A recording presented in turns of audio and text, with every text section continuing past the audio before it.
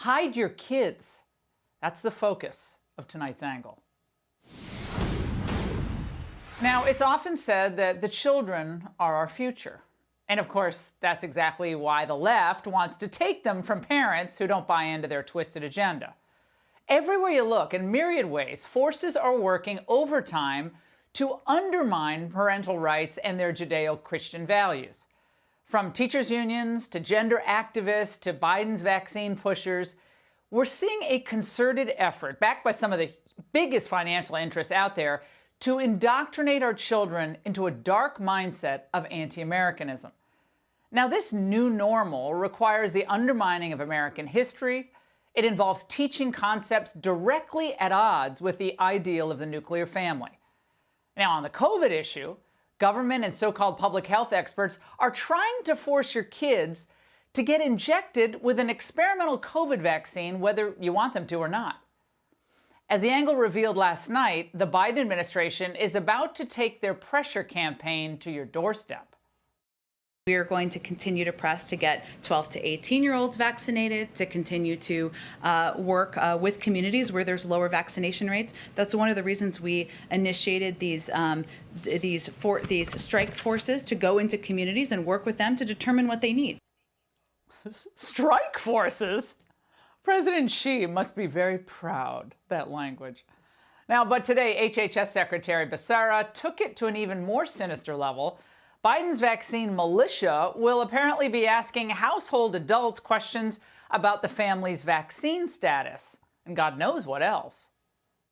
Perhaps we should point out that the federal government has had to spend trillions of dollars to try to keep Americans alive during this pandemic. So it is absolutely the government's business. It is taxpayers' business if we have to continue to spend money to try to keep people from contracting COVID and helping reopen the economy. Knocking on a door has never been against the law. First, Javier, it's not your department's role to pry into the medical decisions of American citizens. Second, the economy is already reopened and has been for a year in red states.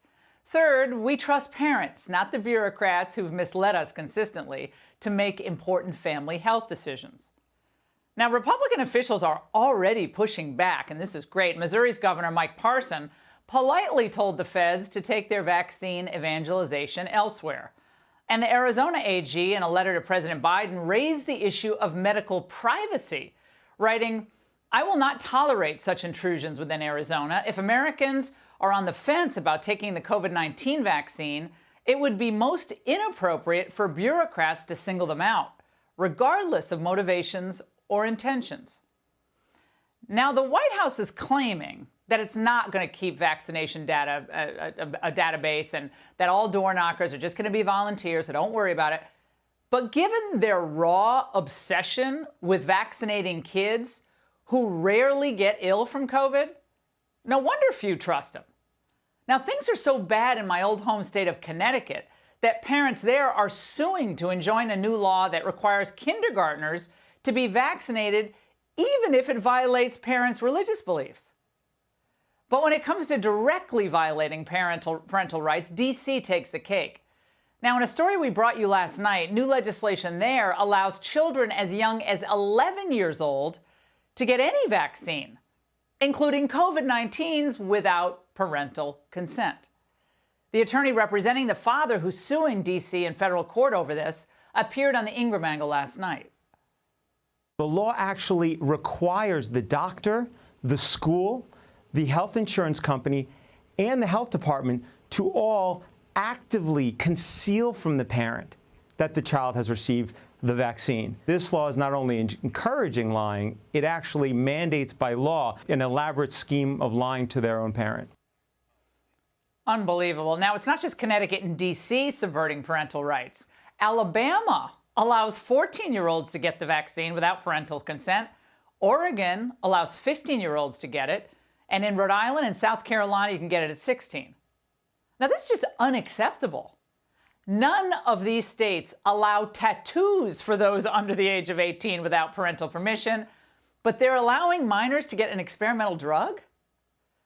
A brand new study out of England revealing tonight that children are even more resilient to COVID than we actually thought.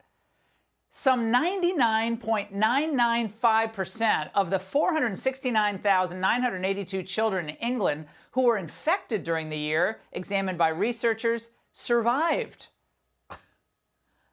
But that doesn't matter to the left. And it's not going to stop their anti-parental trends, which are perhaps most pernicious in our schools.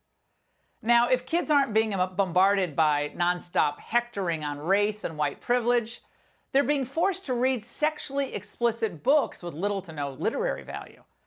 Chicago takes things a step further from reading assignments focused on sex to actually encouraging students to have sex. Free condoms for fifth graders, isn't that nifty? Forget that this also means encouraging fifth graders to violate Illinois law that prohibits sex with minors. No big deal there.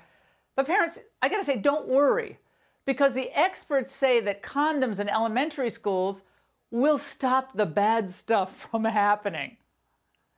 Now, left-wing educrats who relish pushing the sexual envelope and redefining gender have zero respect for parental boundaries. Conversations that are best left between parents and their children are being short-circuited in states like California and New York. And by the way, remember, one of New York's fanciest schools is teaching first graders about masturbation. And when adults cry foul, as we have against things like critical race theory being taught in our schools, the elites and their activist base, they move into smear mode. And of course, they don't hesitate to lie. Culture warriors are labeling any discussion of race, racism, or discrimination as CRT to try to make it toxic. They are bullying teachers and trying to stop us from teaching students accurate history. Accurate history, Randy? Topping the list of suggested reading for teachers and high school students is, of course, the book How to Be an Anti-Racist by Ibram Kendi. It's filled with historical inaccuracies and totalitarian policy ideas. Remember, Ibram writes that capitalism is essentially racist, and racism is essentially capitalist. Oh, how clever. I guess that means everyone who works then is racist. Kids, that means your parents then are part of the problem. And they immediately, those parents of yours need to begin their never-ending re-education in anti-racism. And if you even raise the slightest doubt about white privilege or this concept of systemic racism, Democrat state media, they will defame you. Followers of QAnon, who are now using the battle cry to similarly target school boards, with many who have espoused QAnon's theories now melding their own conspiracies with the lies about critical race theory. That's so weak. Parents of all races and ethnicities who are raising concerns about their kids' education, which, by the way, they pay for. That's like QAnon? Joy. Well, totalitarian societies depend on propagandizing, and their leaders ruthlessly enforce its dissemination. Give me 4 years to teach the children, and the seed I have sown will never be uprooted. That was from Vladimir Lenin.